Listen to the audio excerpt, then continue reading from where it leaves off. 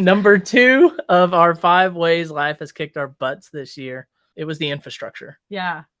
I mean, for me, it was more childcare related, especially in the first half of the hot mess of a year so far. I guess really just knowing who you're going to call when things get hard. Yeah.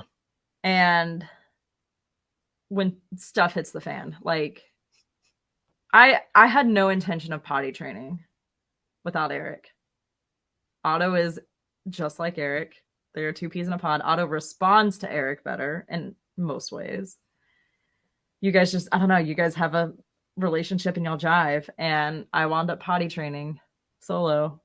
And it went okay. I mean, I guess as okay as potty training. I think you did an outstanding job. When you're at the chiropractor's office and you look over and he's grunting and then there's stuff falling through his shorts. That's a fun afternoon. Yeah. And the chiropractor has a 2-year-old. So we were talking about potty training and how it's going to go. And I was like, here you go. This is how it goes. This is potty training. Yeah. Can I have a trash can? Please hold my other child so I can go deal with this. Luckily, I had to change of pants in the car because we were going to lunch right after. Could you imagine? I can't imagine. Yes, I can. I guess we would have just gone home and given up. Well, we tried. Right. We tried to do the peopling thing today, but we'll try again tomorrow. Yeah. But just having like set systems for me with the childcare, especially in that first part of you being gone. But I think it also applied within the business. Yeah. We had that property we bought back in March. Yeah. I think it was March that we bought. And, it really started off strong, started off really good. And then we ran into some issues. What, for a week? I think it made it a week before we got. Yeah, it made it a week and ran into a little bit of a blockade. And once we got all that sorted, it took about 10 days to get all that sorted out. Got through that. And then when we started to get back to it, my team that I had, planned to take me through to the end on it, it just kind of lost track of communication.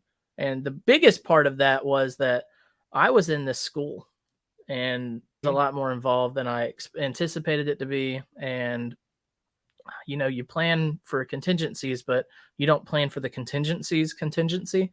And that's where I went wrong. But if I had, someone on the team to be able to make those decisions, to get in there and literally write checks and make decisions, someone that I would trust to make the same decision I would.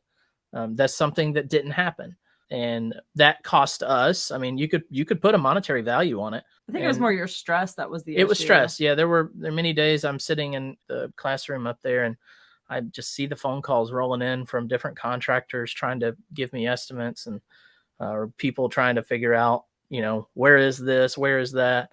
I'm like, I literally can't talk until the end of the day. And by the time I get back to them, usually the phone call is, I didn't hear from you all day. So I'm accepted another job and it's, 2.5 weeks long. So I'll let you know in 2.5 weeks. Or I'm like, goodness. We finally, we got to the point where it's like, you know what? If it sits for a month until you get home, it sits. It just wasn't worth the stress on either of us. Yeah. I didn't have capacity because I was too busy doing a lot of other things. Yeah, and there's no way I could have walked out of what I was doing up there to do all of that. Right. And so what we just accepted is there's going to be some holding costs that we're going to incur.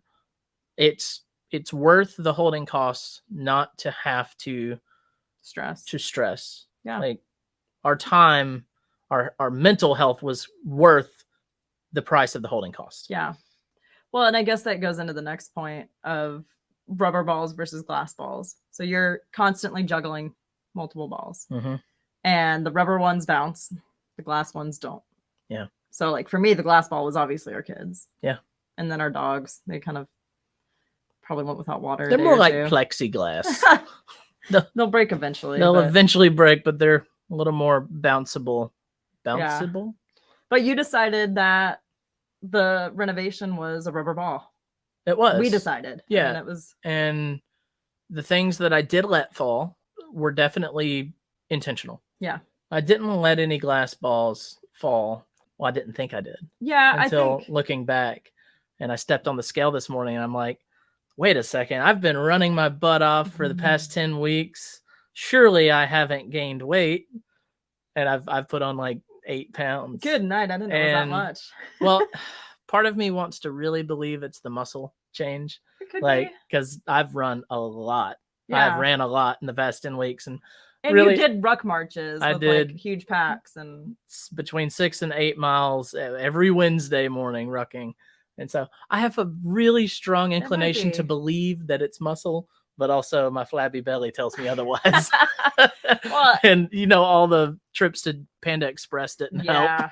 So that was a glass ball that I wanted to believe was a rubber ball. Tiffany and I have been very dedicated to our health starting back in February.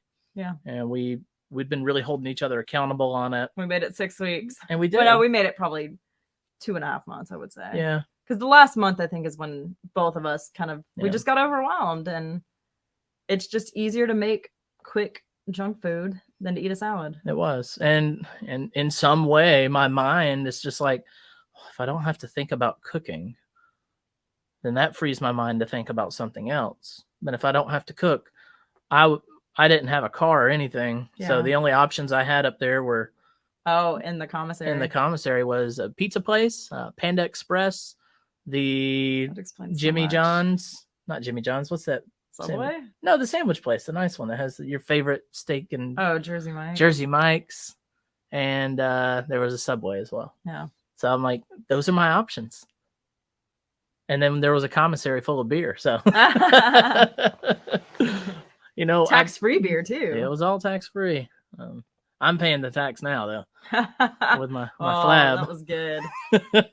But we had to learn what was the rubber balls versus the glass balls. Yeah. And I think our health, we would have rather had that be something we kept going, the glass ball. But also I think it's like we're talking about a month worth of eating, and it wasn't complete garbage on my end. It was not as good as I would have liked. Yeah. But keeping our kids fed and functioning, and those are definitely glass balls. I mean, our baby has some upper respiratory issues because he caught RSV at 4 days old, and I had to do breathing treatments twice a day. So what do you do when you have your baby sitting on a nebulizer holding a thing up to their face? What do you do with the 2-year-old? Well, he runs around singing, and he has the best song ever. Bubba, medicine song. Yeah. Brother, medicine song. So I finally figured out I could throw him in the bathtub and sit right there watching him and do the breathing treatment. But hey, that's 2 birds with 1 stone. Yeah. Bath, medicine, glass of wine. You can get it all right there in one swoop. So there was that. Then he takes 4 bottles of milk a day. Then he started solids. So there's 3 solids. So like keeping just the baby functioning was a lot.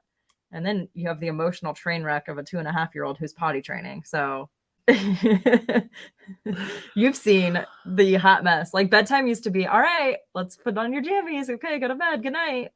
Now it's like, I'm wrestling him to the floor to get pull-ups on him. And well, he has 2 types of pull-ups. There's rocket ships and there's dinosaurs. Yeah. Do you know how many dinosaurs are left versus rocket ships?